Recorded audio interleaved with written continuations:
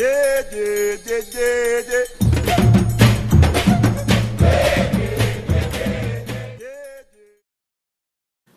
and welcome to Stella's Mezza.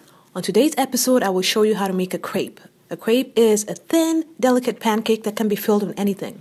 Now, today we'll be making some filled with some bananas and chocolate hazelnut spread. Now, to begin, you will need 2 pieces of equipment that are very important: a blender or a hand mixer and a crepe pan.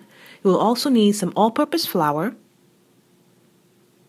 some cardamom, which is optional, a pinch of salt, some sugar, which is also optional. The traditional method, they do not use sugar, but I like mine sweet.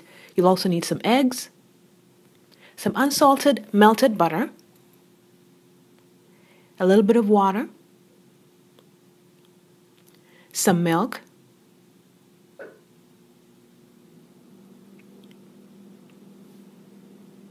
and your hazelnut spread. Now, I like the chocolate one. You can use Nutella or any one of your choice. You'll also need some ripe bananas that are firm.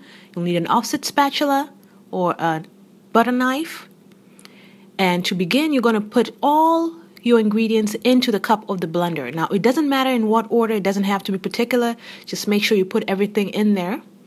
Now, I've started with the milk. To that, I'm going to add the melted butter.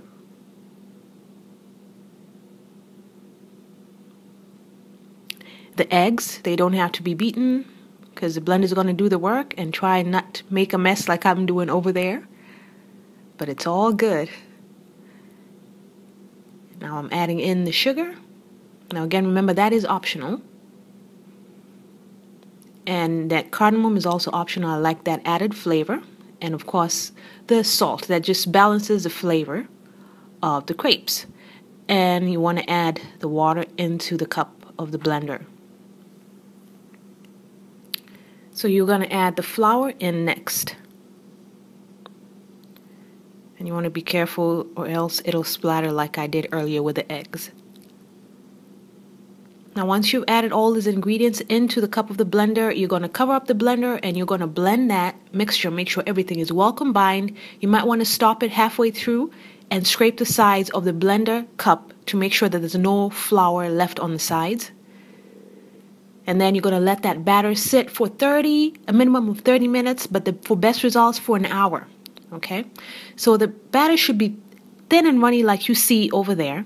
Now what I'm doing over here is I have a 1/4 cup of the batter that I've just poured into a lightly greased crepe pan. And now I sprayed that crepe pan with a little bit of cooking oil.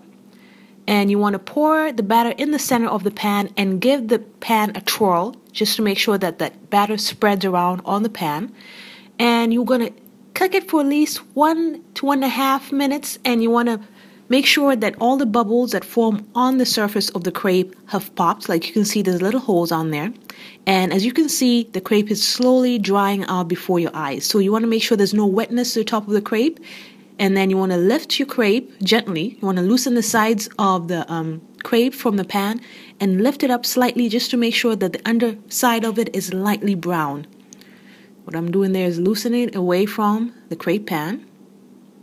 If you don't have a crepe pan, you can use any kind of frying pan with low sides. That way it'll make it easier to slide the finished crepe off the pan. I'm just loosening it up, and then I'm going to check the underside of it, and once it's nicely cooked, it should be light brown just like you see over here. And don't worry about putting your crepes in the oven as you cook the batch. You can just lay them on top of each other and they will stay warm and soft. Now what I have here is a finished crepe, and I also have there on my offset spatula some hazelnut chocolate spread. Now remember, you can use Nutella or any other hazelnut chocolate spread of your choice. And I'm just putting it on half of the crepe at this point. And I want to spread it evenly. And I don't like to put it on the whole crepe because I don't want it too overpoweringly sweet. I just like that hint of hazelnut spread on there. You can see I'm just spreading it well.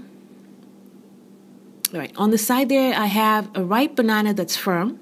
And I've cut it diagonally, and I'm just staggering the slices up on top of each other right in the center of the crepe. And I do this that way the crepe does not look like it has bumps and lumps on it once I've folded it over. And I'm about to show you how to do that. Now you lift the other half of the crepe that does not have hazelnut spread on it, and you just fold it up over itself like you see me doing there. And there you have it. That's how I fold mine. Okay? And there you go. And I'd done some, and I'd set it on the side. I'd set them on the side, and that's what it looked like. Now, this is great to feed a crowd. I always do this for brunches over the weekend. My family loves this. And I'm just going to sprinkle it with some powdered sugar, as little or as much as you'd prefer. I think that just adds some of that goodness on there. You can leave that out if you'd like.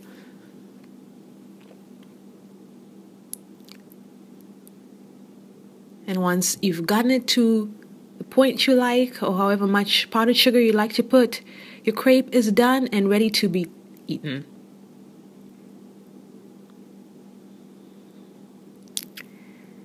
All right, so we have plated one here, and I'm going to cut it open just so you see what it looks like on the inside. Just use your fork. And with every forkful, you should have a slice of banana and some of that yummy, yummy hazelnut spread. You see how thin and delicate that crepe is? Look at that. And it's still nice and soft. And I'm just going to taste this. Quality control. I got to make sure that nothing's poisonous in there. And see how thin, look at that, and soft that is. Well, there you have it. Thank you so much for joining me this time. I hope you join me next time as I take your taste buds on another culinary safari. Thank you, and karibu to Stella's Meza.